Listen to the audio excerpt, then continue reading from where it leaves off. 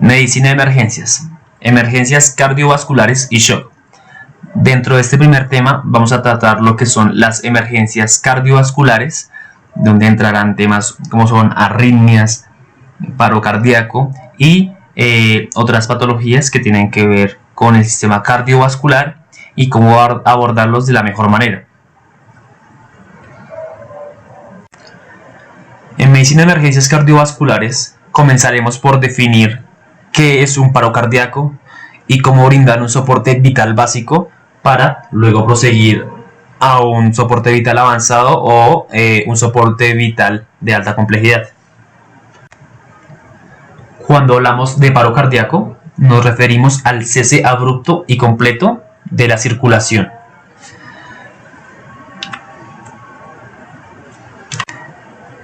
En cuanto a las causas del paro cardíaco, vamos a ver que las principales son isquemia coronaria, miocardiopatías, lesiones estructurales del corazón, alteraciones de la conducción eléctrica, alteraciones metabólicas, ingestiones tóxicas y otras condiciones que ya no serían relacionadas con lo cardíaco.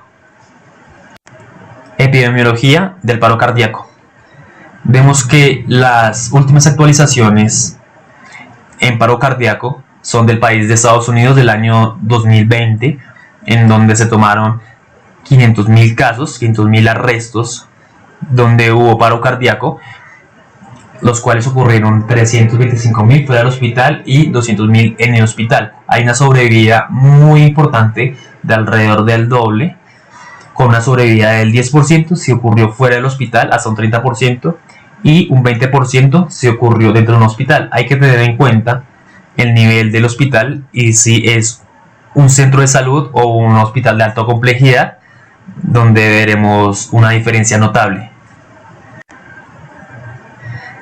Antes de brindar un soporte vital básico o avanzado o comenzar una RCP, debemos identificar cuáles son los ritmos desfibrilables y no desfibrilables.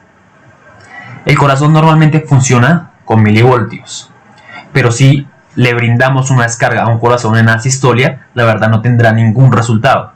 Debemos comenzar, si el paciente está en asistolia, con compresiones de alta calidad y muy bien hechas hasta llegar a un ritmo desfibrilable, en los cuales son taquicardia ventricular sin pulso, la fibrilación ventricular, donde vemos que hay un aleteo de las aurículas, o taquicardia ventricular, donde vemos que el corazón, los ventrículos del corazón se están comprimiendo de una manera desordenada y rápida. Cuando tenemos uno de estos tres pulsos, es óptimo ofrecer ahí sí una descarga para que el corazón ya tenga un ritmo más sinusal, un ritmo más estable. Pero si el paciente tiene una sistolia o una actividad eléctrica sin pulso, una descarga, una desfibrilación, de la verdad no tendrá ningún sentido. Cuando llegamos a uno de estos tres ritmos, hay una tasa de sobrevida de un 30%, aumenta bastante. Y cuando el paciente está en una sistolia o una actividad eléctrica sin pulso, tendremos una sobrevida mucho menor, de alrededor de un 10%. Por eso es importante, cuando nos llega un paciente en código azul o posible código azul, monitorizarlo y colocarle las paletas para mirar si tiene un ritmo desfibrilable y comenzar con esto. También hay una gran diferencia entre la cardioversión y la desfibrilación. La cardioversión se utiliza para revertir todo tipo de arritmias reentrantes. La cardioversión va a caer de una manera sincrónica en la onda R, exactamente en el periodo refractario del ciclo cardíaco.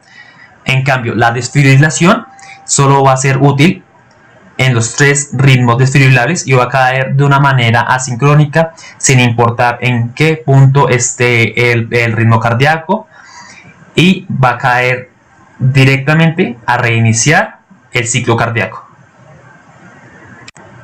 La sintomatología de un paciente en paro cardíaco va a ser muy evidente. Vamos a ver a los pacientes que están usualmente apneicos con la piel azulada.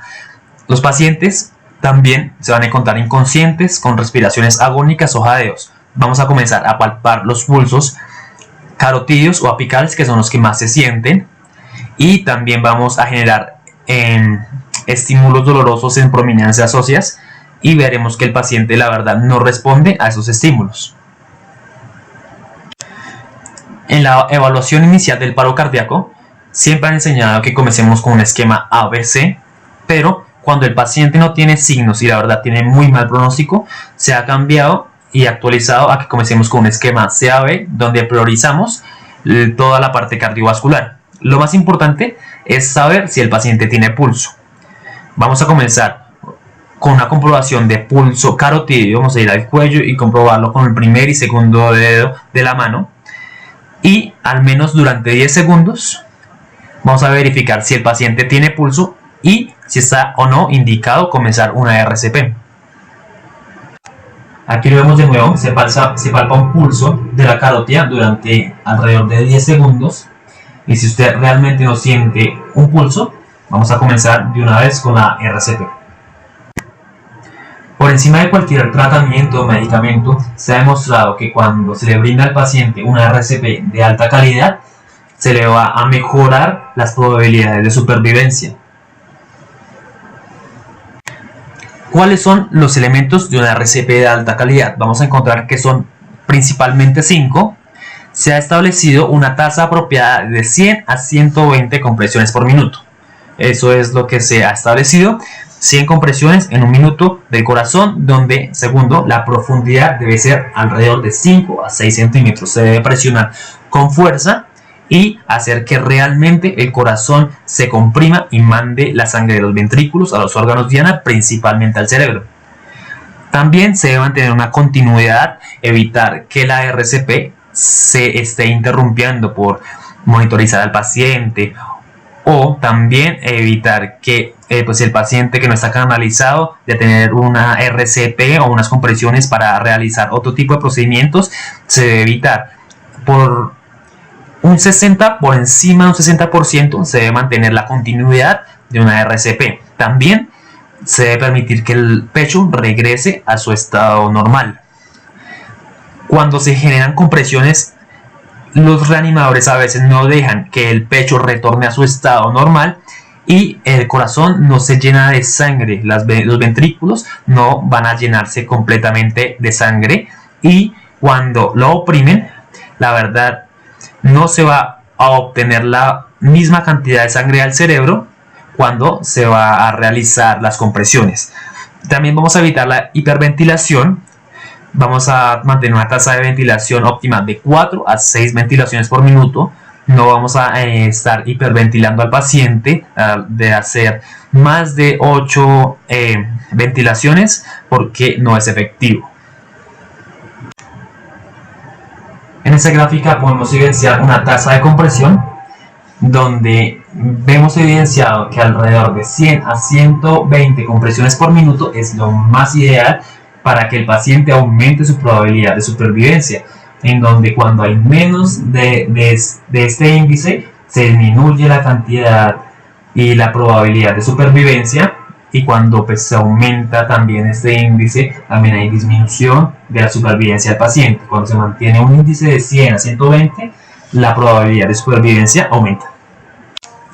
En esta otra gráfica evidenciamos la profundidad de compresión, donde vemos que de 5 a 8 centímetros de profundidad es lo más óptimo para aumentar la probabilidad de supervivencia del paciente. En la fracción de compresión torácica, como lo decíamos, donde entre más tiempo pasemos haciendo RCP, más probabilidad de supervivencia vamos a tener en el paciente. Según estas estadísticas, vamos a ver que por encima de un 60% se va a aumentar drásticamente la probabilidad de supervivencia del paciente.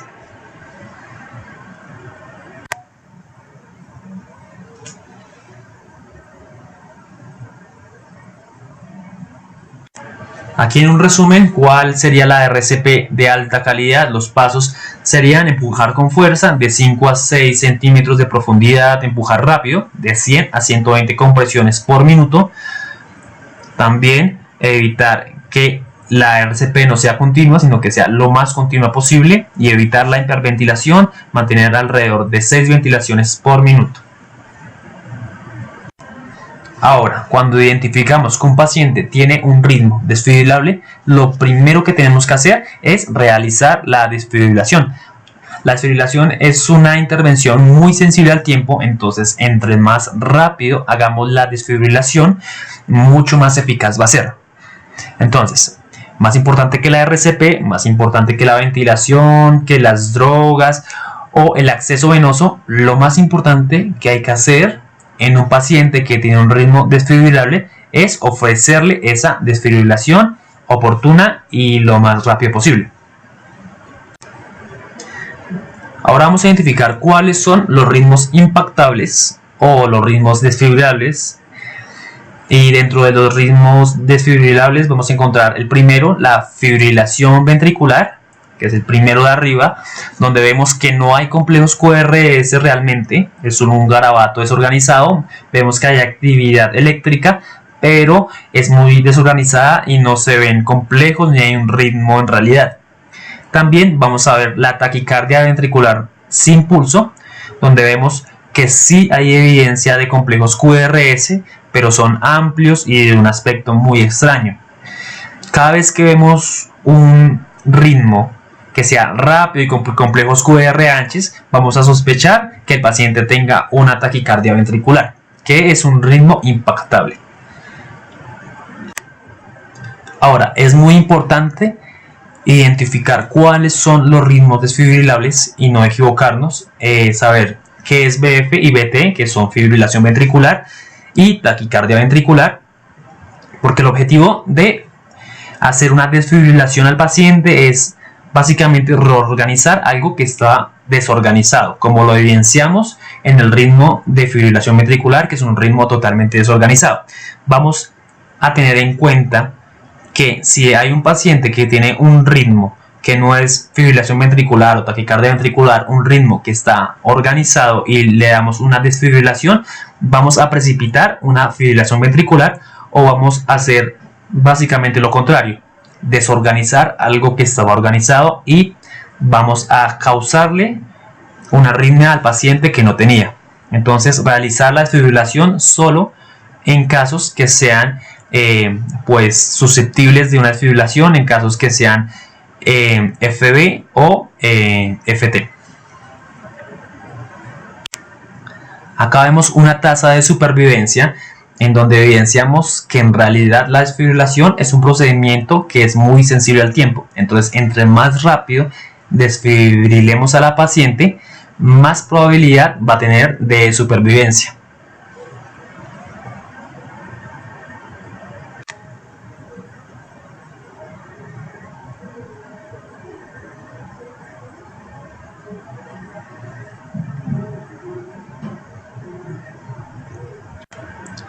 Los próximos pasos después de realizar la RCP y una desfibrilación van a ser iniciar una eficaz BBM, que la definimos como bolsa, válvula y máscara de ventilación, BBM, coordinar las compresiones en el ritmo establecido, establecer un acceso vascular preferiblemente de un calibre alto y vamos a evaluar al paciente o el ritmo del paciente lo vamos a evaluar cada 2 minutos. Aquí podemos ver un estudio que se realizó en el año 2020 en donde se colocó un versus donde por un lado se hacía RCP de alta calidad sin necesidad de medicamentos y entubar, y por otro lado donde se veían un RCP con maniobras avanzadas donde se colocaban medicamentos IV y se entubaba al paciente. En la línea verde vamos a ver una RCP de alta calidad con medicamentos e intubación, y la línea roja vamos a ver cómo se realizó una RCP sin estos. Lo que arrojó la evidencia fue que la administración de medicamentos IV y entubar rápidamente al paciente no suponen una diferencia grande en los resultados. Sí hay una mejoría, pero no es una mejoría grande o no es una mejoría realmente que cause una gran diferencia. Entonces podemos evidenciar que lo más importante en una RCP son las compresiones de alta calidad, la desfibrilación que sea rápida y ventilar al paciente de una manera oportuna. En esta segunda parte de medicinas de emergencias cardiovasculares vamos a ver el soporte vital avanzado, dándole prioridad a las arritmias cardíacas. Los tres grandes ritmos de paro cardíaco. Vamos a comenzar con la fibrilación ventricular o taquicardia ventricular. La taquicardia ventricular es un ritmo donde los ventrículos se van a contraer de una manera rápida y desorganizada, en donde se va a generar un síncope del paciente y es un ritmo altamente fatal. El segundo ritmo va a ser la actividad eléctrica sin pulso, donde el paciente va a tener ausencia de la perfusión. El paciente, a pesar de tener una actividad eléctrica, al monitorizarlo, no vamos a sentir los pulsos, ya sea femoral, apical o carotídeo, no se van a sentir, a pesar de que al monitorizar al paciente se va a evidenciar alguna actividad eléctrica. Y el tercer ritmo es la sistolia, es la famosa línea vertical, donde no se va a evidenciar alguna actividad eléctrica o pulso del paciente. Va a tener 0 milivoltios en circulación. La fibrilación ventricular o taquicardia ventricular, su etiología va a ser que es causada principalmente por enfermedades cardíacas o isquemias. El paciente también puede tener, como en la segunda imagen, una marcada y evidente alteración estructural en el corazón, donde vemos que aquí hay canalopatías que pueden causar una fibrilación ventricular, haciendo que los ventrículos del corazón vayan a contraerse muchas veces y rápidamente de una manera desorganizada. Y es menos común, pero también puede suceder que haya una fibrilación ventricular causada por trastornos electrolíticos, toxinas o autoinmunidad. A veces, cuando hay una diferencia notable de electrolitos como son el sodio o el potasio, que pueden causar ya sea mesetas en el electrocardiograma o ya sea pues una fibrilación ventricular, muchas QRS de una manera desorganizada.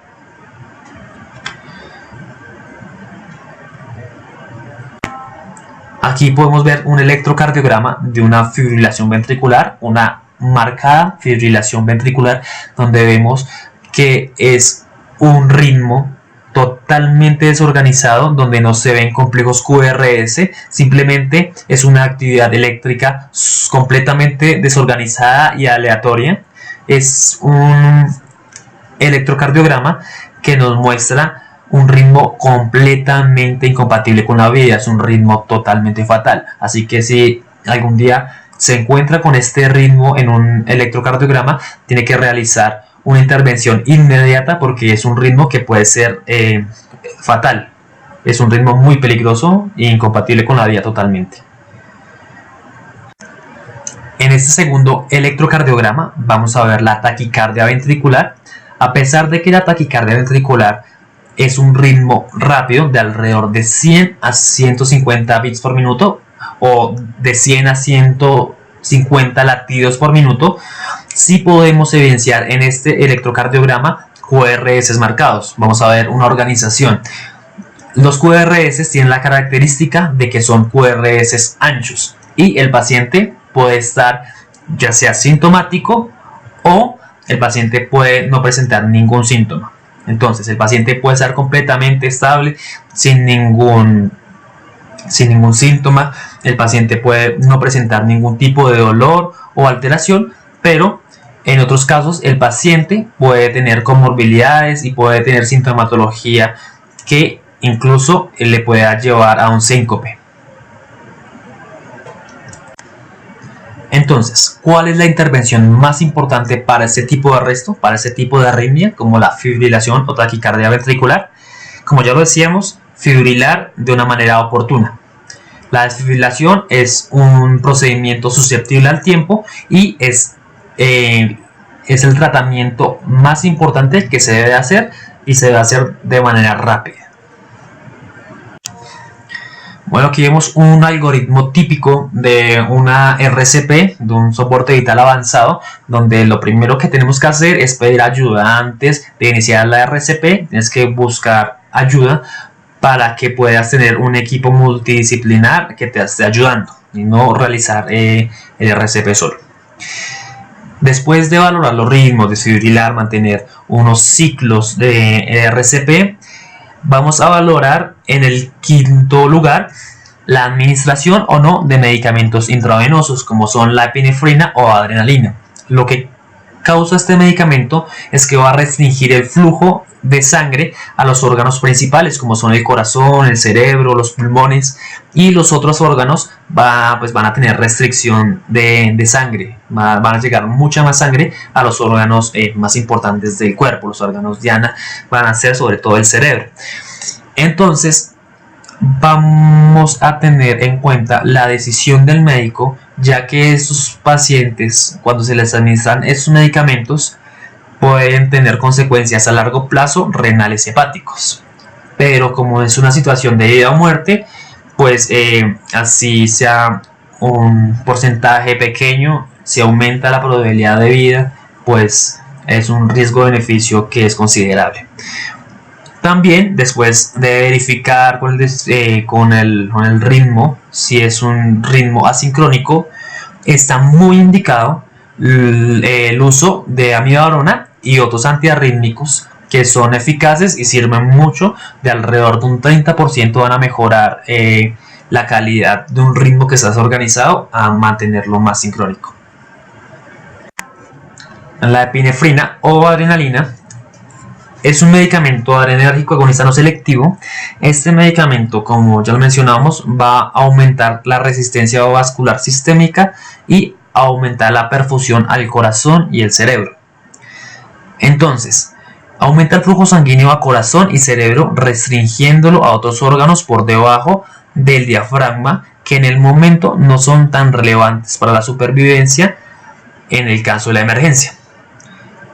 Entonces, este medicamento, lo que sucede es que tiene muy poca evidencia, ya que al momento de un paro cardíaco no se han tenido los suficientes estudios para ver cuál es realmente su relevancia farmacológica en un paro cardíaco o en un arresto de este tipo. Como ya lo decíamos, el medicamento tiene relevancia y bases teóricas fundamentales, pero le hace falta evidencia. En el momento solo contamos con un ensayo clínico controlado en donde se obtuvieron los siguientes resultados y pues la verdad faltan aún que se hagan más estudios para soportar las bases teóricas con ensayos clínicos y estudios. Pros y contras de la epinefrina. Entonces vamos a ver que dentro de los pros, estimula los receptores para aumentar el tono vascular, que es muy importante. Optimiza la perfusión del corazón y el cerebro. El flujo sanguíneo a estos órganos va a ser mucho mejor y mejora la supervivencia a corto plazo, lo cual es un requisito para la supervivencia a largo plazo. Dentro de los contras, vamos a ver que estimula los beta receptores, que aumentan la demanda de oxígeno en el miocardio. Entonces, si aumentan la demanda de oxígeno en el miocardio, pues se va a requerir más oxígeno y pues el RCP va a tener menos probabilidad de supervivencia para el paciente. También vamos a ver que reduce la perfusión a los demás órganos, o sea que si los demás órganos no tienen la suficiente perfusión, van a tener un daño, incluso necrosis. Entonces, a largo plazo tendrá efectos perjudiciales a la supervivencia. El efecto sobre la supervivencia a largo plazo puede ser insignificante o perjudicial. Entonces, aquí hay que tener muy en cuenta los pros y contras en cuanto al paciente, si tiene comorbilidades y si realmente necesita el medicamento. Pero como es una situación de vida o muerte, pues realmente el medicamento se va a usar porque se necesita. Entonces, En conclusión, con la epinefrina vamos a ver que se administra por protocolo. Dependiendo del hospital o la decisión del médico, se administra la epinefrina cada 5 minutos o cada 3 minutos, dependiendo mucho el protocolo de cada hospital. También vamos a administrarlo 0.01 miligramos por kilogramo. Entonces, de esta manera vamos a colocar 25 por 25 kilogramos que pese un paciente, le vamos a administrar 0.25 miligramos. Si pesa 50, 0.5. Si pesa 75, 0.75. Y si el paciente pesa alrededor de 100 kilogramos, le vamos a administrar el miligramo completo, que serían los 10 cc si la ampolla está diluida. En la parte derecha vamos a ver una ficha técnica del medicamento de adrenalina, donde vemos la presentación, las vías, las indicaciones y otras características como su postología. La amiodarona. La amiodarona es un antiarrítmico clase 3 indicado para choques refractarios. Se usa para BF y BT, que es la fibrilación ventricular y taquicardia ventricular. Al medicamento también le hacen falta estudios para demostrar su eficacia.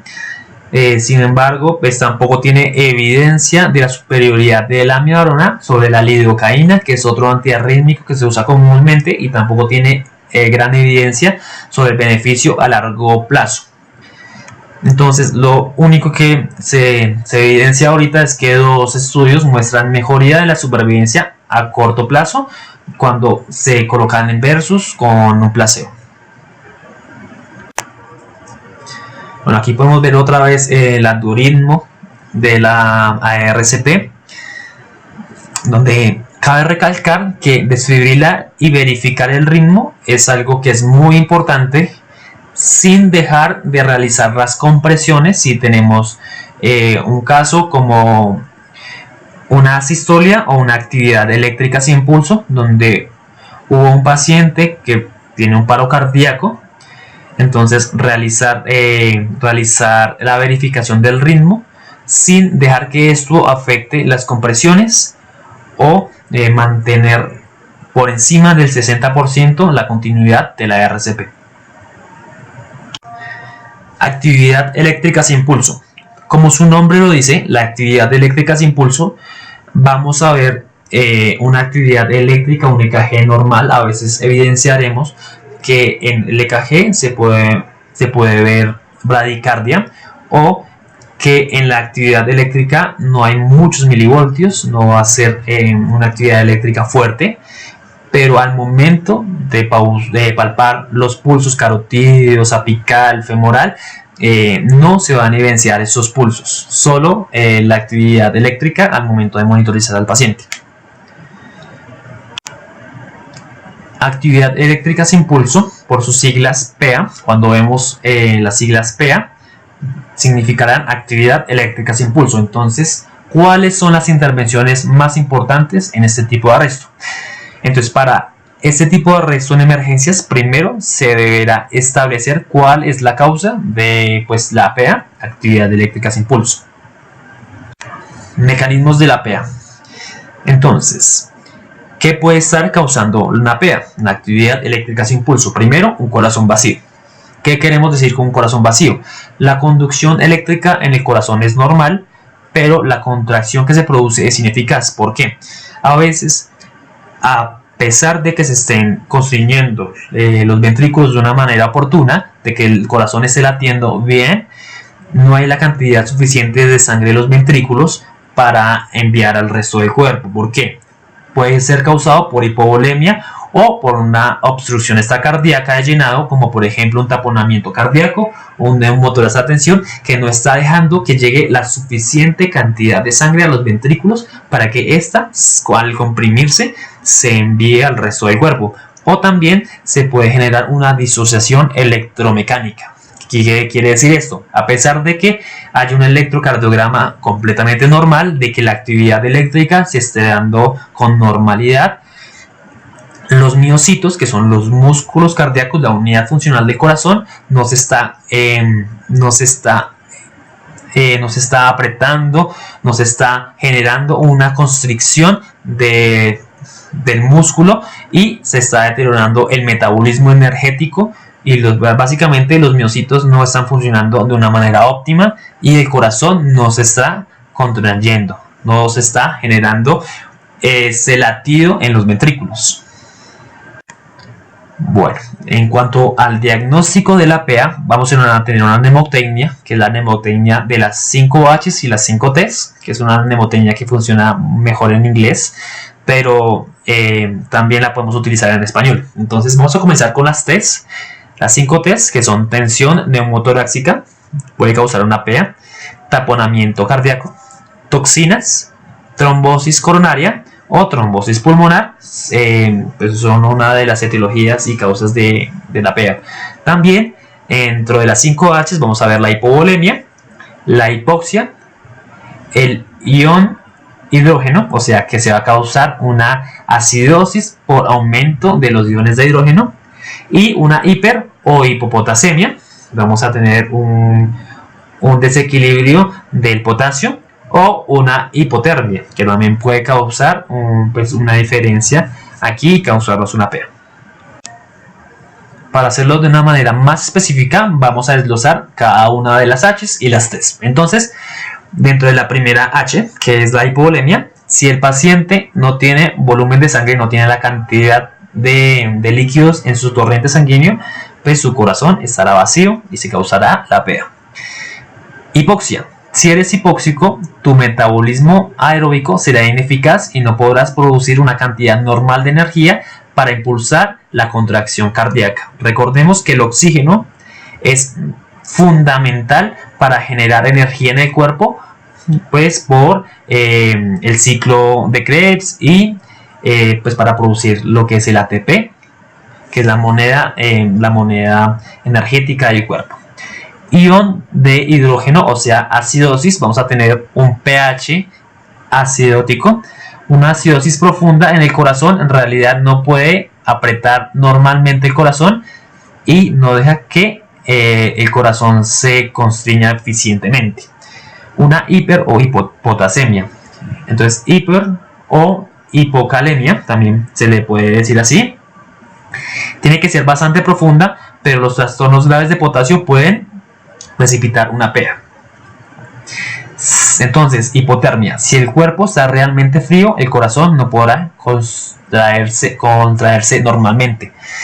Recordemos que cuando hay hipotermia, el metabolismo de las células se va a disminuir. Dentro de las T's vamos a ver la tensión neumotorácica, donde hablamos sobre el neumotórax a tensión, que puede causar una PA con el corazón vacío, y lo mismo para el taponamiento. ¿Listo? En cuanto a toxinas, hay una serie de toxinas que potencialmente pueden producir una PA al desacoplar el metabolismo energético de la contracción cardíaca normal. Recordemos que hay algunos metales y algunas toxinas que se acoplan a las células y se hacen pasar como si fueran neurotransmisores, como el plomo, y evitan que el cuerpo realice el ciclo de Krebs y pues tenga así como un metabolismo normal.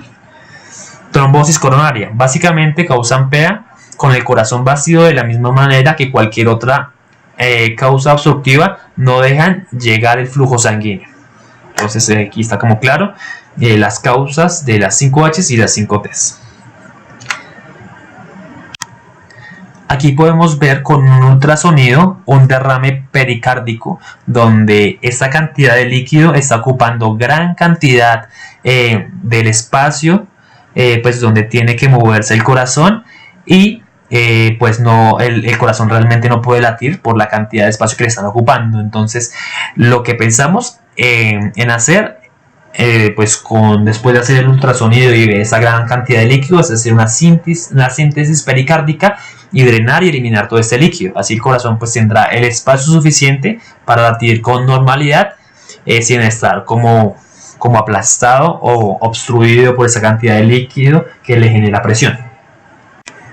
En este ultrasonido vamos a ver que una de las causas de la PA, vamos a ver una vena cava inferior completamente colapsada. Aquí vemos como la flecha señala una vena cava inferior colapsada, ¿Y por qué puede ser causado esto? Entonces puede ser causado por una hipovolemia. Cuando el paciente inspira, se colapsa completamente la vena cava inferior por una hipovolemia. Entonces, ¿cómo lo vamos a solucionar? Dándole líquidos isotónicos. Los líquidos isotónicos, solución salina, van a quedarse intravasculares y pues no van a pasar tan fácilmente a las células. Entonces esto va a aumentar la cantidad de volumen de líquidos intravasculares. Aquí podemos ver un algoritmo muy empírico de lo que sería el algoritmo de la PEA.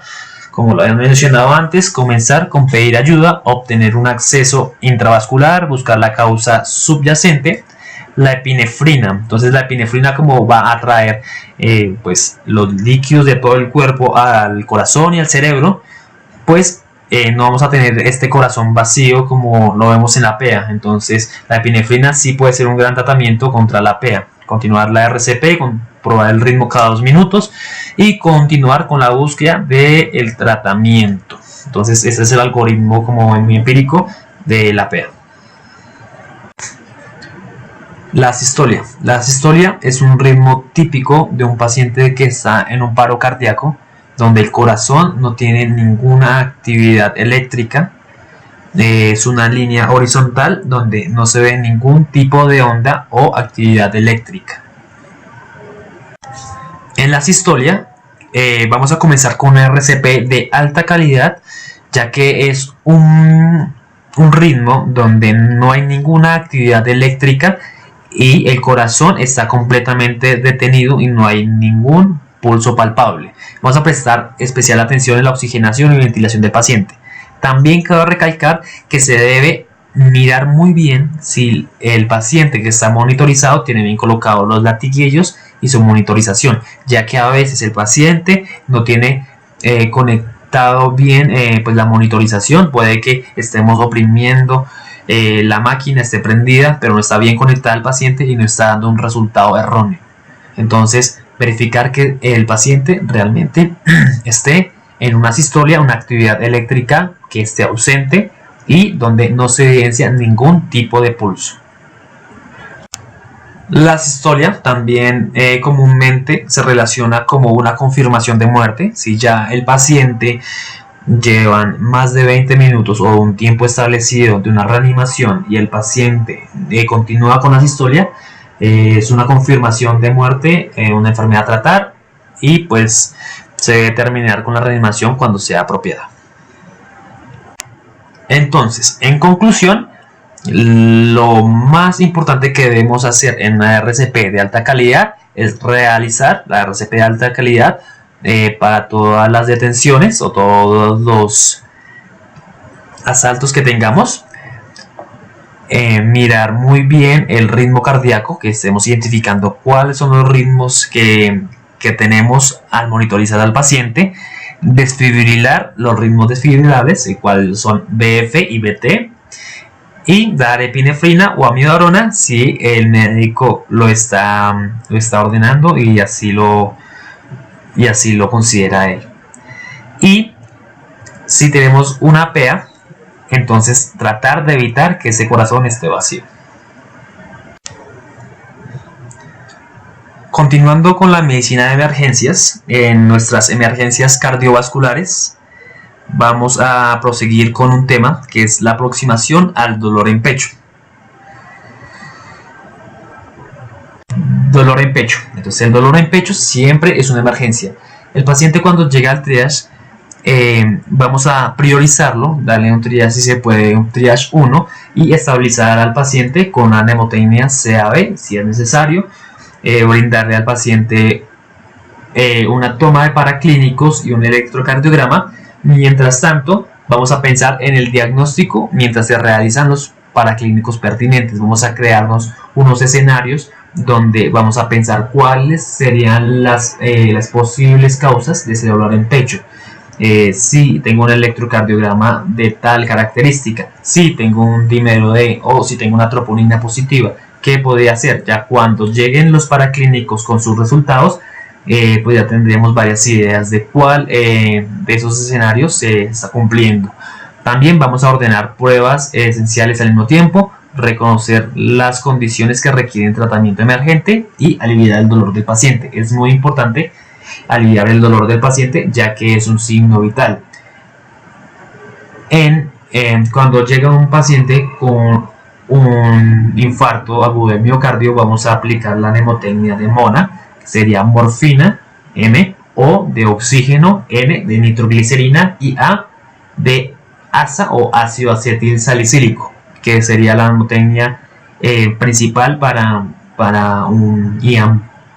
Además de esto, se ha demostrado que el uso de beta bloqueadores después de un infarto o de un paciente que tenga un electrocardiograma con un infarto mejora la sobrevida y la supervivencia del paciente con beta bloqueadores, cualquier LOL. Otra mnemotecnia que nos será muy útil después de evaluar los CAB. Entonces, si tiene preocupación acerca del estado del paciente, piense en OMI. Entonces, OMI lo vamos a definir como oxígeno, monitorización y un IV acceso, un acceso vascular periférico de preferencia de alto calibre. Además de la mnemotecnia OMI, vamos a realizar estudios de diagnóstico como EKG y radiografías de pecho, que son apoyo diagnóstico que nos va a ayudar bastante. También vamos a vigilar los signos vitales y hacer una valoración del dolor, que como lo había bien mencionado es un signo vital. Entonces, cuando un paciente tiene una angina de pecho, tiene dolor en el pecho, ¿qué podemos sospechar? ¿En qué nos vamos a poder permitir pensar? Vamos a preocuparnos por, primero, un infarto de miocardio, una embolia pulmonar, una disección aórtica, un neumotórax a tensión, una pericarditis, un taponamiento cardíaco o un éxtasis esofágico, que son todas patologías o trastornos muy peligrosos que son incompatibles con la vida. En cuanto al examen físico del dolor, vamos a ver su ubicación, la calidad, la radiación, a dónde se dirige el dolor, la gravedad y hacer pues una historia en la historia clínica, obtener información de qué pasó antes, durante y luego, y si el dolor se terminó o continúa, si hay síntomas asociados al dolor, cómo es el dolor, si es constante o es esporádico, si el dolor lo mejora algo, cuando cambios de posición, actividad física, descansar. Entonces también mirar y preguntar qué hábitos pueden mejorar o qué hábitos agravan el dolor, qué ha ocurrido antes y cuáles son los antecedentes de interés relacionados con el dolor. En cuanto a los síntomas y signos del paciente a la hora de hacer el examen físico, vamos a evidenciar que los signos vitales y el dolor en el pecho nos van a dar o sugerir algunas patologías o algunas condiciones. Digamos, la fiebre puede significar una ruptura esofágica. Si hay taquicardia, puede significar una PE, un taponamiento, una disección, un neumotórax a tensión, es muy importante. La taquicardia no sinusal nos puede decir que el paciente puede estar cursando por una ACS o una disritmia causada por una embolia pulmonar. La bradicardia también nos puede estar generando una ACS, y también puede que el paciente tenga un síndrome coronario, lo que está causando la bradicardia. Taquipnea puede ser síntoma de una embolia pulmonar. Y hipertensión, una MI o una IAM, o un simple infarto que está causando hipotensión en el paciente. El síndrome agudo coronario es una afección provocada por una reducción repentina o un bloqueo de la irrigación sanguínea del corazón. Entonces, de un momento a otro, el corazón dejó de recibir la cantidad de flujo sanguíneo que normalmente recibe, y se puede diagnosticar fácilmente con un electrocardiograma. ¿Qué vamos a evidenciar en el electrocardiograma? Cuando hay un síndrome agudo coronario, se van a ver elevaciones en el ST. Entonces, estos cambios en el ST vamos a ver que son elevaciones y vamos a ver ese segmento ST completamente ancho. Entonces, a diferencia de un QRS normal donde vemos una onda P bajita, un QRS que es angosto y una onda T que es elevada o es negativa, pero pues no es igual a la onda P. En cuanto a estos cambios en el segmento ST, vamos a ver un segmento ST muy ancho donde lo vemos evidenciado, que tiene la misma altura de un complejo QRS y se ve muy ancho. Bueno, aquí vemos otros electrocardiogramas de síndrome agudo coronario en donde todos van a tener un segmento ST elevado y lo que más se evidencia es que es un segmento ST ancho. Se ve ancho y es como si fuera una montaña sin meseta y se ve ancho. En este electrocardiograma vamos a ver la embolia pulmonar. A diferencia del síndrome agudo coronario, en la embolia pulmonar también vemos alteraciones no específicas en el ST. También vamos a ver un ST ancho, pero este ST vamos a verlo como en forma de montaña con meseta, en donde va a ser mucho más ancho el segmento ST. Va a haber cambios paradójicos y si tenemos la capacidad de mirar el eje con velocidad, vamos a ver que hay una desviación hacia la derecha del eje. Entonces, la diferencia más notable que vemos en este electrocardiograma es que hay una desviación del ST con una meseta en forma de montaña.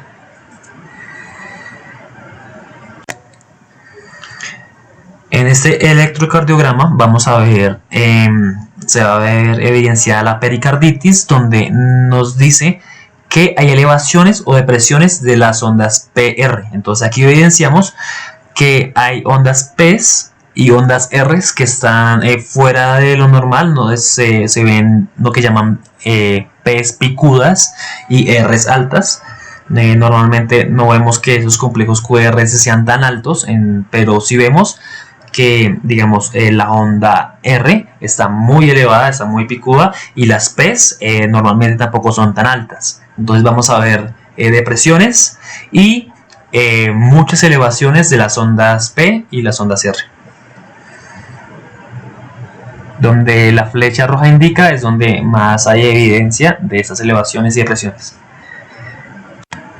En esta diapositiva vamos a ver 3 radiografías donde se verán diferentes patologías que se deberán tenerles mucho cuidado. Son patologías que se pueden complicar. Digamos, en la primera vamos a ver un corazón en forma rectangular y ensanchamiento del mediastino, que nos puede indicar una disección aórtica. En la segunda vamos a ver cómo el corazón en la parte de arriba tiene una forma de botella que nos puede generar, puede estar indicando un derrame pericárdico.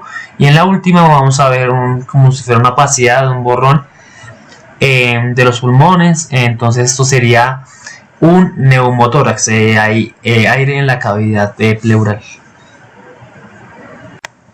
En estas dos imágenes podemos ver dos neumotórax que se ven muy marcados. Sobre todo en la segunda imagen vamos a ver como las flechas blancas están mostrando lo que es el pulmón, y la parte de afuera, que es toda esa cavidad, es la pleura completamente llena de aire que está haciendo que el pulmón se contraiga, que quede como muy apretado contra el mediastino. En cuanto al diagnóstico, continuaremos haciendo otro tipo de pruebas y laboratorios que nos van a ayudar. Entonces, una de ellas, y comenzaremos con la troponina de serie. Entonces, a medida que el daño en el corazón aumenta, se libera más troponina. en la sangre, los niveles altos de troponina puede sugerir un IAM, que es un infarto agudo miocárdico. Cuando un músculo, ya sea cardíaco o un músculo de otra parte del cuerpo, tiene sufrimiento, puede liberar una sustancia que se llama troponina. Entonces es un marcador importante en esos casos y nos puede sugerir un IAM. También se le puede mandar al paciente que tomen un dímero D, que nos puede estar indicando una embolia pulmonar. El dímero D es uno de los compuestos proteicos que se produce en el momento en que un coágulo de sangre se disuelve en el organismo. Entonces, importante mirar si el paciente está con su anticoagulación. Si nos llega una alerta crítica de un dímero D. También es importante que al paciente le puedan mandar un TAC, una tomografía axial computarizada, que nos puede dar un resultado de una ruptura de algún vaso sanguíneo.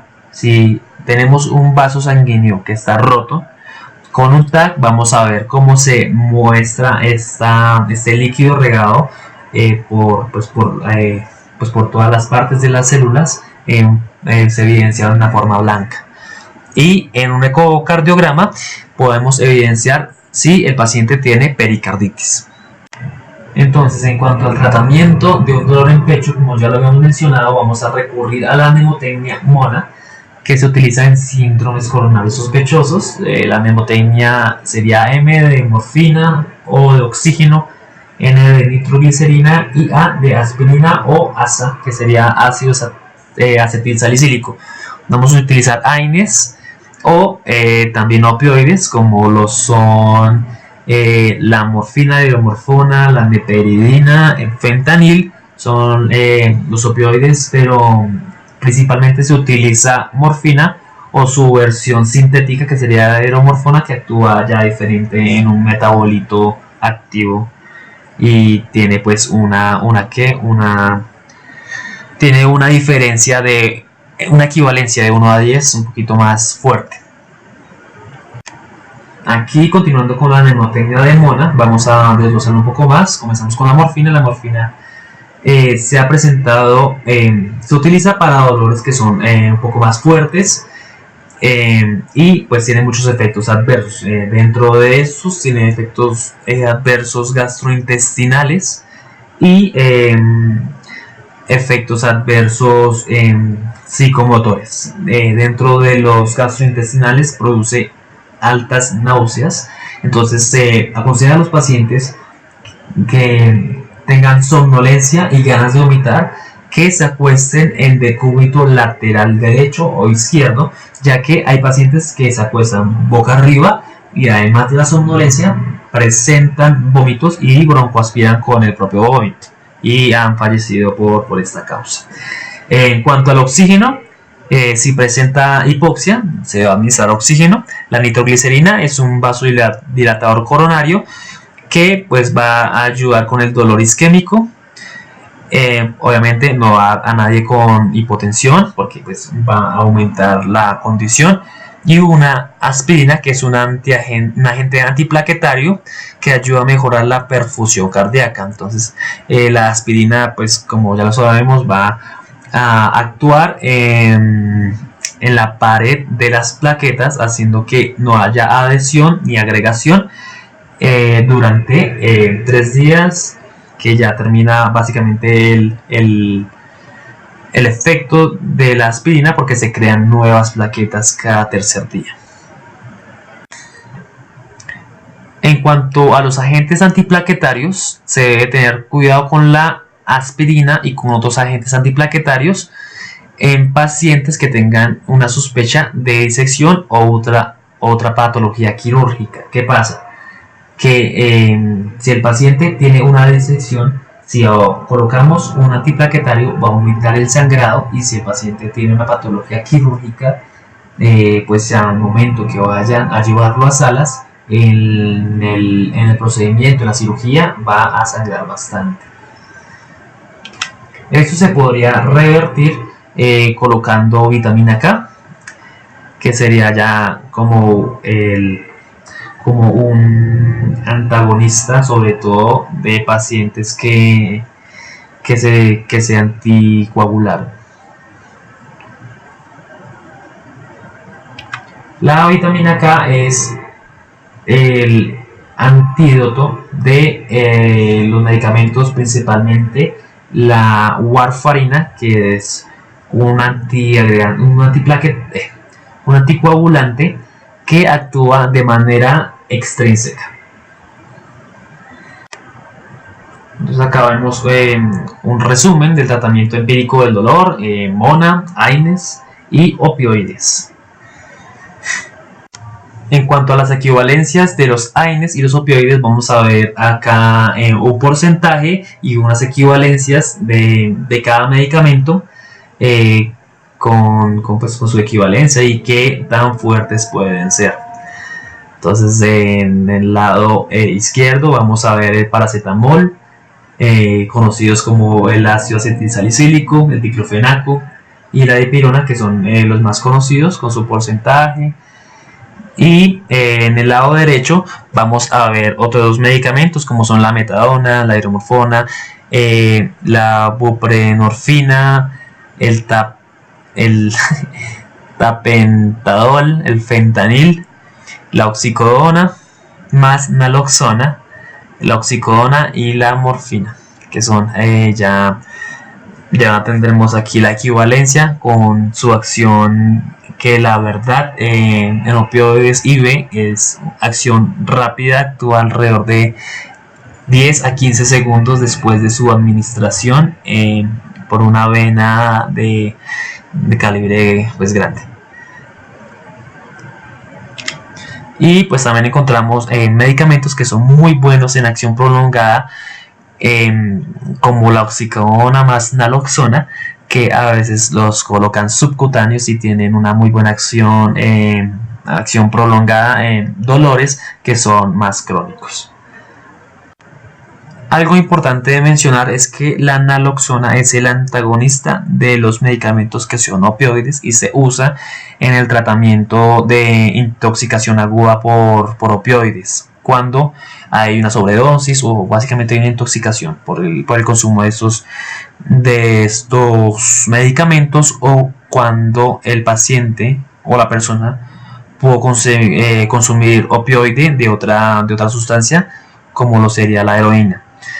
Este medicamento causa una acción bastante rápida, es un antagonista muy rápido, muy eficaz, y lo que va a causar en el paciente es una sensación de guayabo y de abstinencia muy fuerte, pero es un medicamento que es muy útil y es muy eficaz, actúa muy rápido como antagonista cuando se genera una intoxicación por opioides.